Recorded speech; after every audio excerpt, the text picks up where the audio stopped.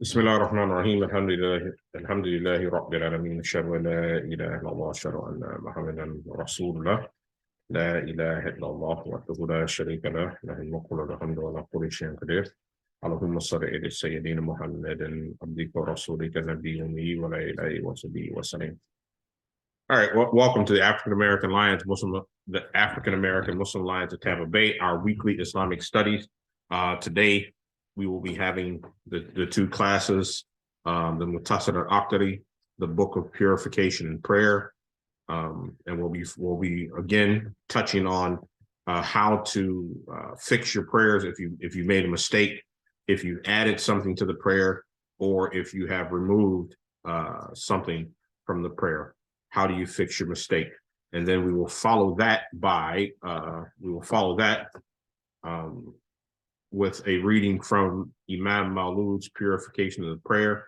Alhamdulillah, last week we completed the prayer. We completed the book, Imam Maulud's Purification of the Heart, Signs, Symptoms, and Cures of the Disease of the Spiritual Heart. And this week, like we always want to do, we are going to restart the book from the beginning. And we're going to go over it again. And I would suggest this time that we go over the book Purification and Prayer, our Purification of the Heart, with an actual notebook to take notes with the text. All right. So without further ado, we're going to go ahead and get started on the Imam Maulud, the Mutasar al-Aqdari. All right, so let me do this here.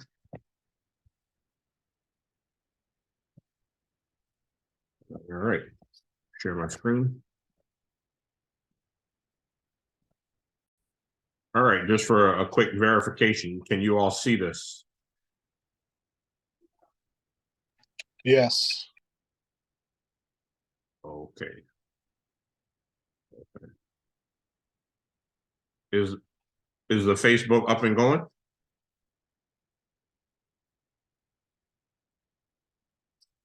What's that? Okay.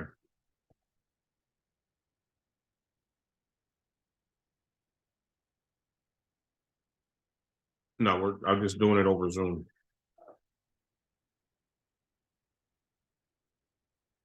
All right.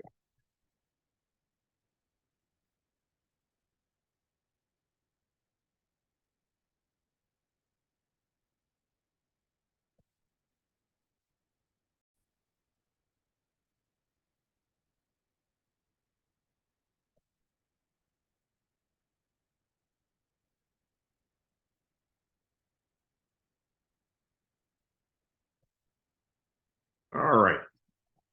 So what's being spoken about here, and he's mentioning again, that if you are, by chance, you say something during your prayer, right?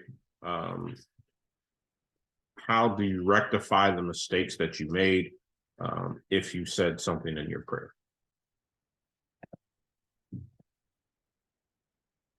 However, if he misses one of them due to ruku', then he should prostrate for praying silently in a vocal part before the salam and for reciting out loud in a silent prayer after the salam.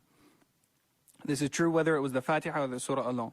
So he said that if he realized the mistake in the recitation before going into ruku', then he would address it. He would repeat it silently where appropriate, and he would repeat it vocally where appropriate. But say he goes into ruku' now, and he realized that he recited it improperly, then he would not go back to it, and he would prostrate. If he had recited it out loud where he should have been silently, then he does a ba'di. And if he recited silently where he should have been out loud, then he would do it. He would do a qabli because now subtracted. So if in dhuhr prayer he recites the surah or the Fatiha, one of them or both of them, he recites them out loud, and he doesn't realize it until after going into ruku', then he would continue his prayer and prostrate a ba'di after the salam, because it's as if he's added something to the prayer. Or, for example, in the case of Maghrib, if he's recited silently in either the Fatiha or the Surah or both of them, and he does not realize that until after he's gone into ruku', then he continues on in his prayer, and then he would prostrate before the salam, a qabli, because of the subtraction. Okay, so just to clarify what he's saying. Okay, so we know of the 5 obligatory prayers. Some are audible, some are inaudible. Okay, so let's say that you're praying Dhuhr and you begin to recite Dhuhr out loud. Okay, at that point in time, right, you have added something to the prayer. Okay, so you've added, because reciting, right, inaudibly, that is a sunnah of the prayer, right? So you've added something to the prayer, right, that should not have been in the prayer, right? So at that point in time, right, since you've added something to the prayer, what he's saying is at that point in time, you pray what does it say here? You pray before the salam.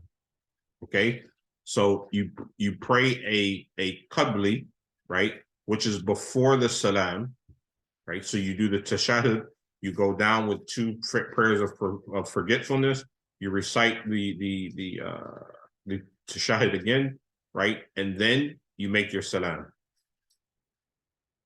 Okay, now if you're praying Maghrib, and it's an obligation of Maghrib that you pray the prayer out loud.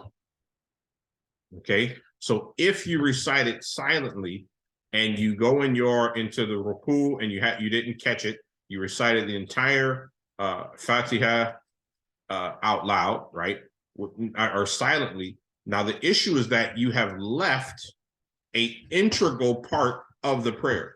A integral part of the prayer is reciting out loud where it's supposed to be out loud. Okay, so at that point in time, you've left something. You haven't added anything. You left something in the prayer that should have been in the prayer, and at that point in time, because of that, you have to pray a badi after the salam.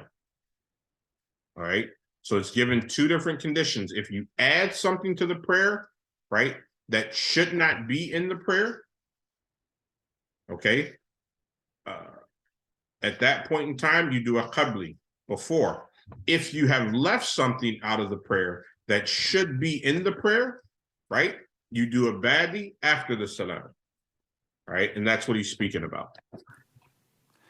ومن ضحك في الصلاة بطلت سواء كان ساهيا أو عامدا ولا يضحك في صلاته إلا غافل متلاعب والمؤمن إذا قام للصلاة أعرض بقلبه عن كل ما سوى الله سبحانه وترك الدنيا وما فيها حتى يحضر بقلبه جلال الله سبحانه وعظمته ويرتعد قلبه وترهب نفسه من هيبة الله جل جلاله فهذه صلاة المتقين ولا شيء عليه في التبسم. Whoever laughs in prayer, whether it was intentional or unintentional, has invalidated his prayer. So if a person lets out a sound of laughter in his prayer, even if it's just a little bit, whether it was intentional or unintentional, or he was overwhelmed, somebody said something to him or did something, or a child is playing with his clothes and then he starts laughing, or he sees his child do something and he laughs and he lets out, he makes a sound, then that would invalidate his prayer, whether it was intentional or unintentional. Okay, so that's a valid point. And what he's going to say next is some very harsh word. We have to understand this. So it's any noise, any kind of chuckle, just any kind of laughing in the prayer has completely invalidated the prayer. Okay, completely invalidated. So no laughing. And then Imam al-Akhdari says, in fact, nobody laughs in his prayer except a heedless fool.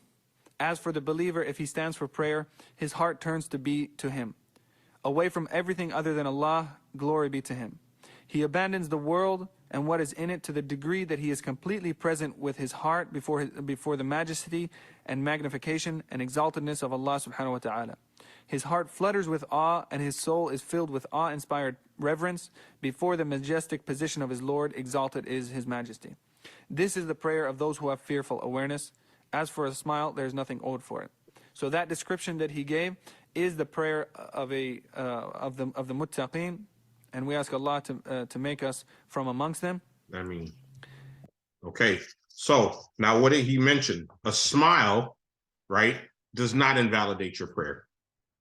But any kind of laughter, whether it's loud or a lot or a little bit, invalidates your prayer. Okay. So, and what we have to understand is that when we say Allahu Akbar and enter into the prayer, we are entering into a completely different realm, right? We're standing before our Lord. And we should be in complete reverence. We should be thinking about, right? And I'll be honest with you, I've done this one time. You enter into the prayer and I begin to smile, right? Because once we realize how important the prayer is, and it's just I remember I got overflowed with joy that Allah has put me in a position where I actually know to pray. Because there's so many people that don't know to pray, right? So I smile, right? Now that smile, there's nothing owed if I did that smile. Now if I laughed, right? Then at that point in time, I've invalidated my prayer, But we should be thinking about, right, how majestic our Lord is. And if that doesn't call you to account, what I've also been told that we should be thinking about, right, is how this prayer is preventing the punishment from coming upon us. So if thinking about Allah's majesty isn't enough, think about the punishment that may occur for you if you don't pay attention in this prayer, right? If you just go through the motions. So whatever tools you need to do to call yourself to account when you stand before your Lord is what we should do.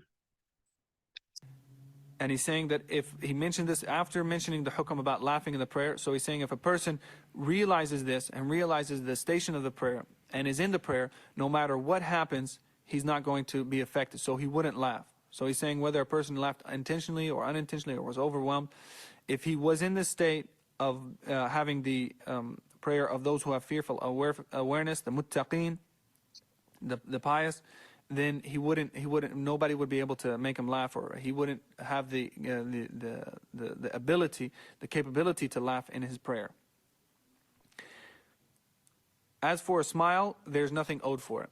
So he mentioned the laughing, which is there has to be a sound. Whereas if a person smiles in his prayer, somebody does something or says something or he thinks about something, and he smiles, then there's nothing owed for that.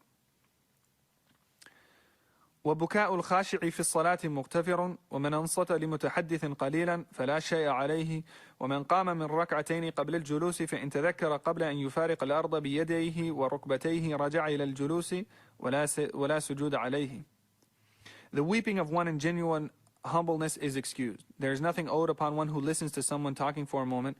As for the one who rises from his prostration before he has actually sat, then should he remember it before both his knees or both his hands have left the ground, he should return to the sitting position and no prostration is owed. However, should he actually separate from the ground, then he should continue and not return to the sitting position, and a prostration before the salam is owed. Should he return after his knees and hands have left the ground, even if he returns from the standing position, whether intentionally or not, then his prayer is valid and he should do a prostration after the salam. وَبُكَاءُ الْخَاشِعِ الصَّلَاةِ مُغْتَفَرٌ. If a person is weeping in the prayer, even if there's sound associated with it, it's excused.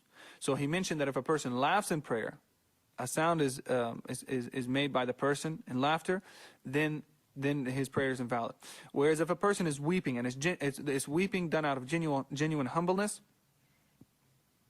and it's buka, it's done with a sound, a person makes sounds while they're weeping in the prayer, then that does not harm the prayer.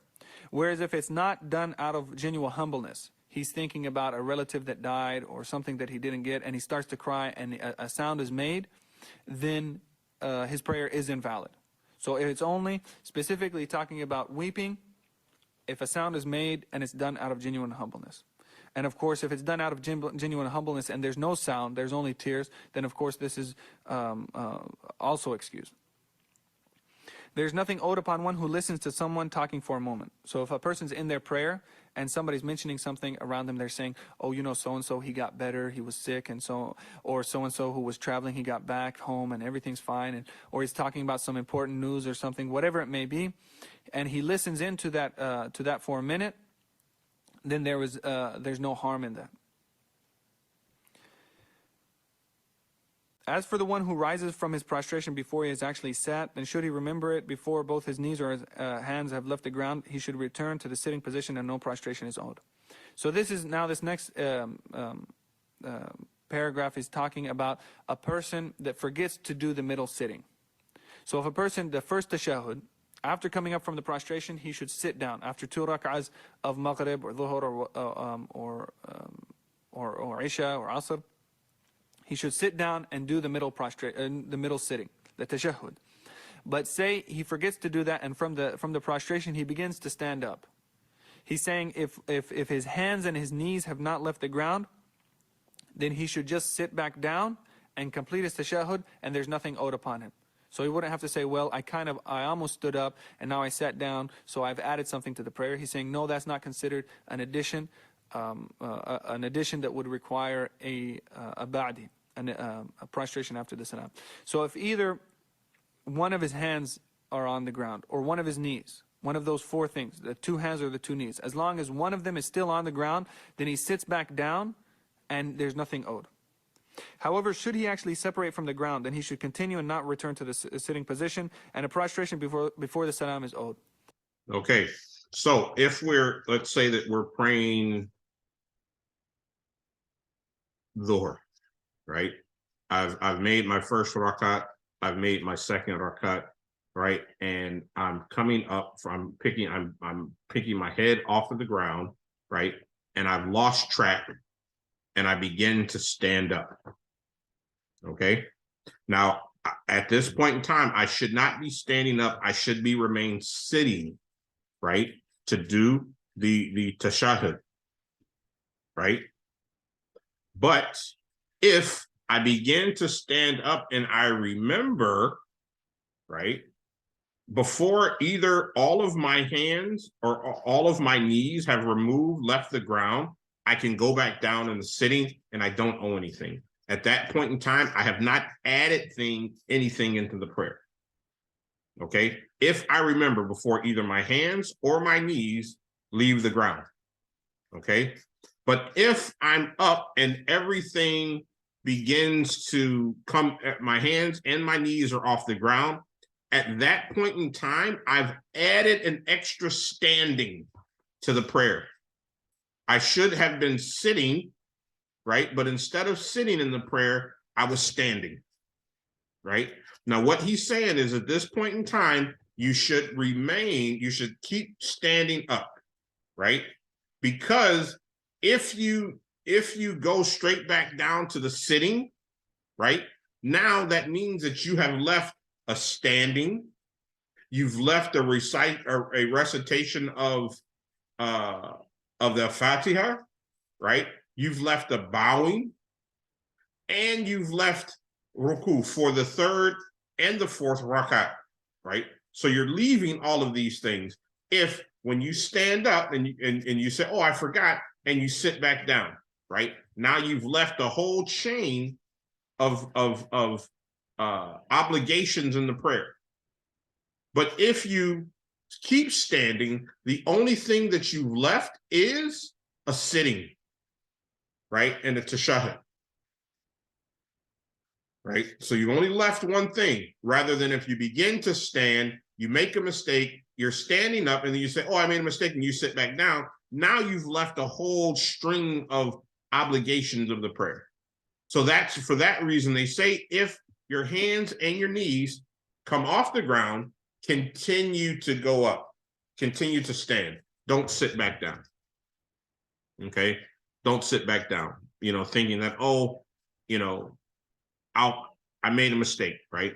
You're going to have to fix the mistake at the end of the prayer, right? Rather than, I don't want to say invalidating your prayer, but rather than creating an entire string of events that you've messed up, right? So that's very important. So now if both his hands and both his knees have left the ground, he should not return back to the sitting position, and then he stands up and completes his prayer, and then he would prostrate a qabli, a pre-salam prostration, because he has left that tashahhud, which is a sunnah. So by leaving that sunnah, he owes a qabli.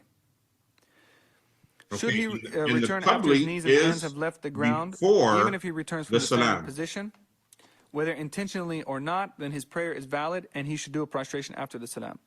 So if he leaves both his hands and both his knees have left the ground, and now he's on his way to the standing position, or he's actually in the standing position now, and he realizes that he has not done the sitting, the tashahhud, and he sits back down, then his prayer is valid, even though he's now, it's as if he has added a standing.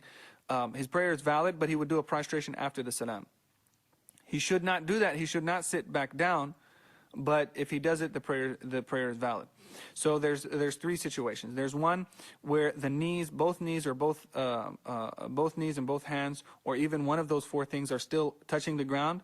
Then in that case, he would sit back down, do the tashahhud, continue his prayer, and there's nothing owed, no prostration.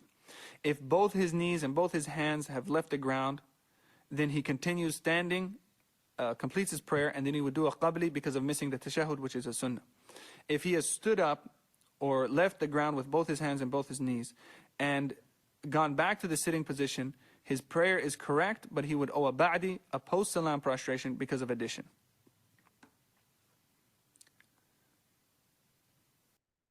ومن نفخ في صلاته ساهيا سجد بعد السلام وإن كان عامدا بطلت صلاته. Whoever blows air in his prayer unwittingly, he should do a post-salam prostration after the salam. If it was intentional, his prayer is invalid. So if a person blows air, he blows air with his mouth, then if it's done unwittingly, then he would do a ba'di. If it was done intentionally, then his prayer is invalid, because it's as if he spoke in the prayer. Making a sound with the mouth, it's as if he's speaking. So even though he's just breathing, it's just kind of like a person breathes out of his mouth heavily, not normal breathing. Then that would invalidate his prayer if it was done intentionally, and if it was done unintentionally, he would do a ba'di. Okay, so just that last point, if he breathes, right, heavy, or the person breathes, so you enter into the prayer, you say Allahu Akbar, right? At that point in time, you added a ha to the prayer. Okay, so you have to pray a badi, which is after a prostration after the salam, right? Let's say that and then if you enter the prayer and you willingly and knowingly go, right? At that point in time, you've invalidated your prayer. Okay, if you've done it intentionally. If you do it unintentionally, you owe a badi after a prostration after the salam. Okay, and so like I said, we're gonna get we're gonna keep going over this because this is confusing. Of the entire Aqdari fiqh, for me, this was the most confusing part. And I'll be honest with you, I don't really have it. I don't have it all down still to this day. You know, it's a very confusing section. You know, but the point is that you have to know, if you made mistakes in your prayer, how to fix them. Okay, that's the important part. If you made a mistake in your prayer, how do I fix it? And that is the purpose of learning this information. Okay, so if you added something, if you subtracted something, how do you fix it so that my prayer is valid? Okay, before we switch to the purification of the prayer of the heart, purification of the heart, are there any questions?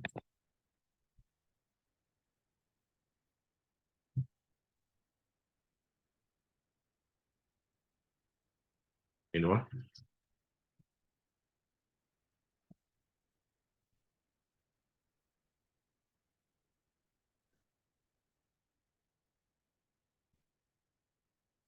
All right, alhamdulillah.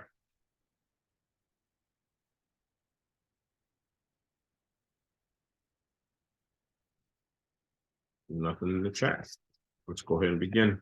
All right, like we said, we are starting the this book here, Imam Maulud's Purification of the Prayer, signs, symptoms, and cures of the spiritual disease of the heart, right? Translated by Sheikh Hamza Yusuf. All right, let's go through the paragraphs. All right, let's begin the acknowledgement. On the day of judgment, no one is safe save the one who comes to Allah with a pure heart. And this is in the Quran.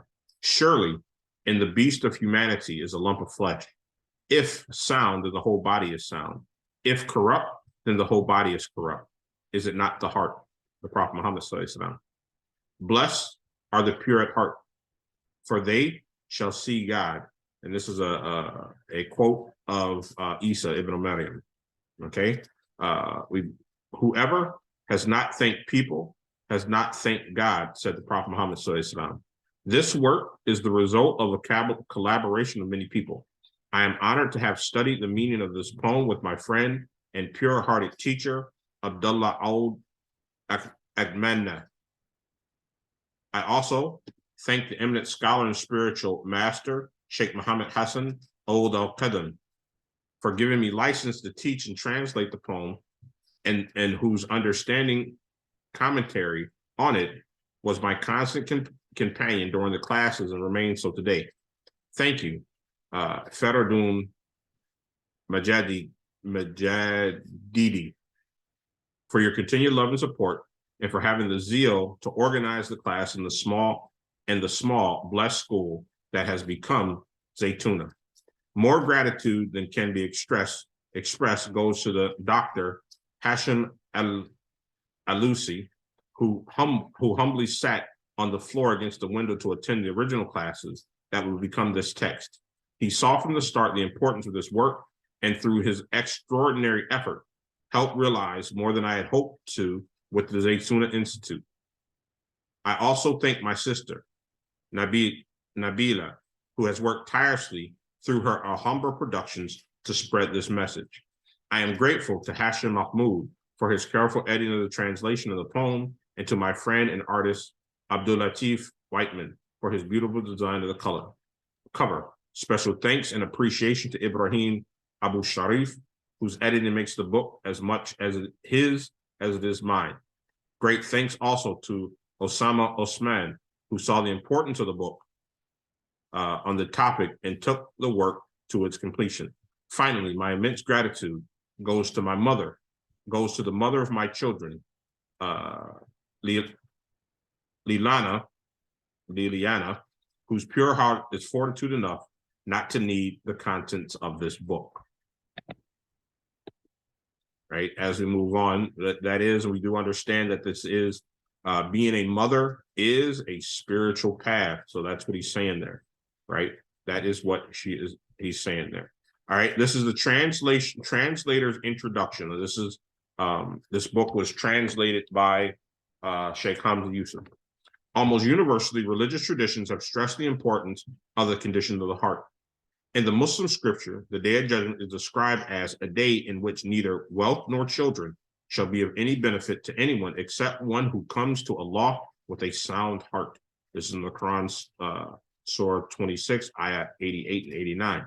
The sound heart is understood to be free of character defect and spiritual blemish. This heart is actually the spiritual heart and not the physical organ per se.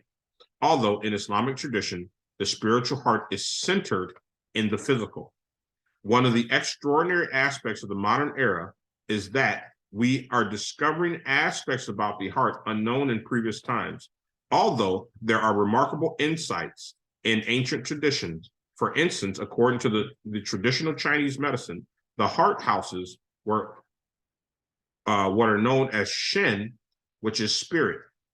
The Chinese character of thinking, thought, love, the intention to listen, the virtue all contain the ideogram of the heart, or for the heart. In nearly every culture in the world, people use metaphors that directly or indirectly allude to the heart. We call certain types of people hard-hearted, usually because they show no mercy and kindness. Likewise, people are said to have cold hearts, and others yet who are warm-hearted. We speak of people as wearing their heart on their sleeve because they do not or cannot conceal their emotions from others. When someone's words or actions penetrate our souls and affect us profoundly, we say that this person has touched my heart or touched the core of my being. The Arabic equivalent for the English word core, which originates from the Latin meant heart, is known as a lub, which also refers to the heart, as well as the intellect and the essence of something. The most ancient Indo-European word for heart means that which leaps, which is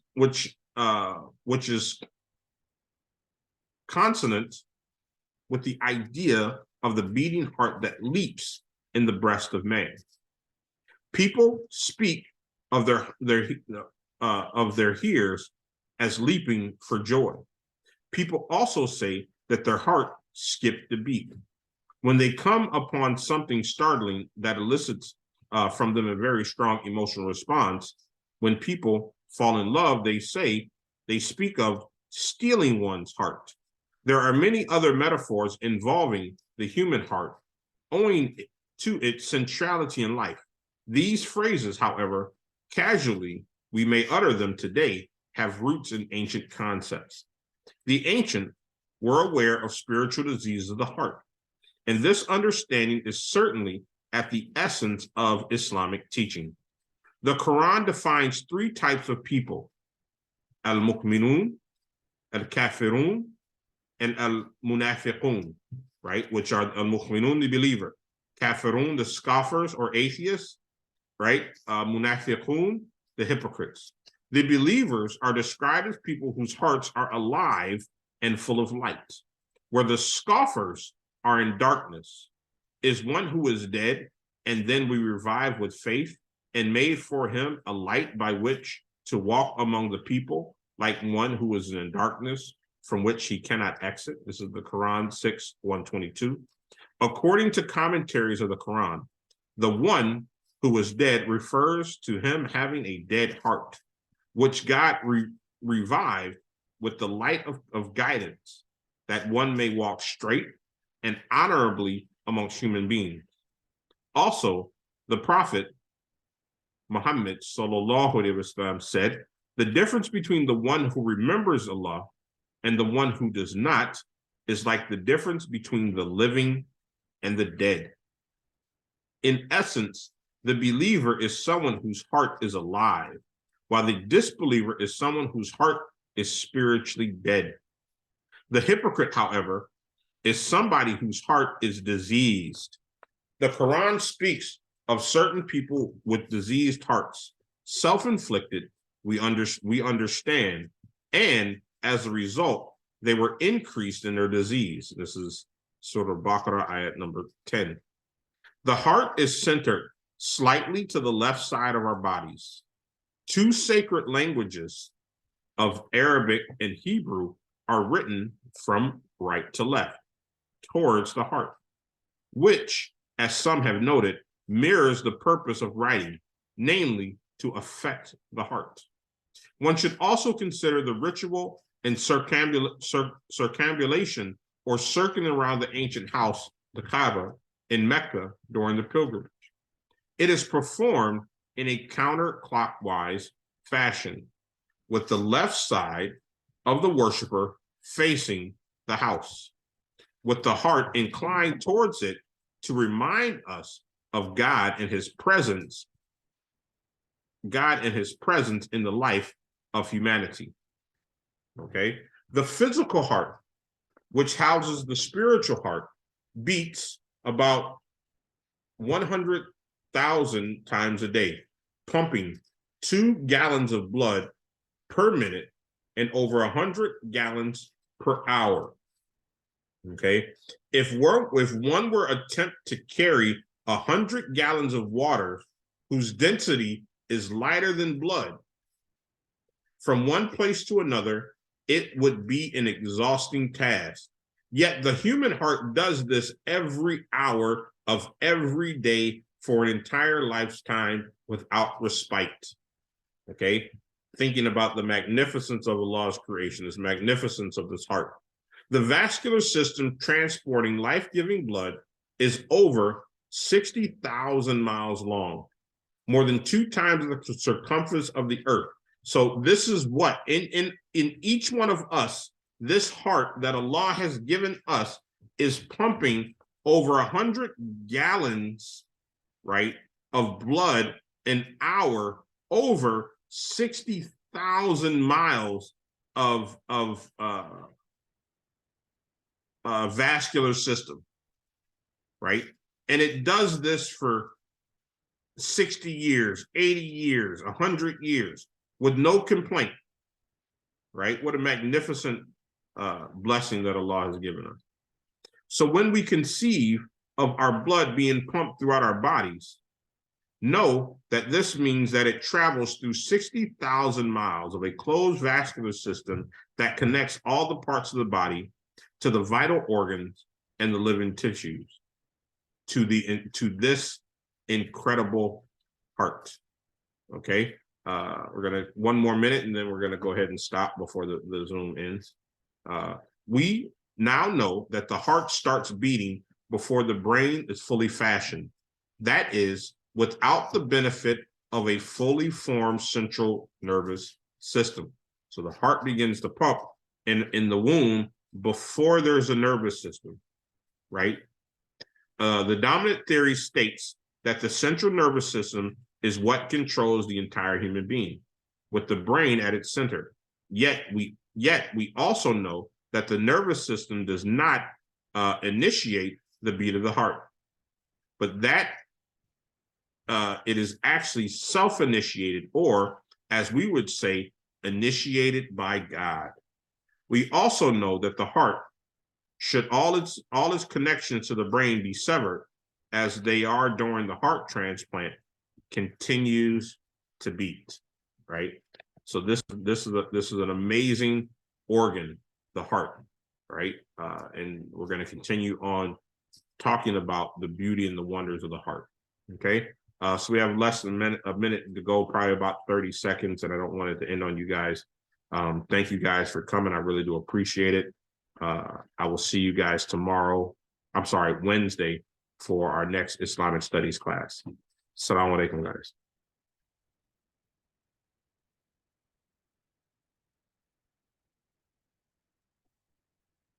Wa alaikum salam. Welcome, Shalom. Thank you. Thank you.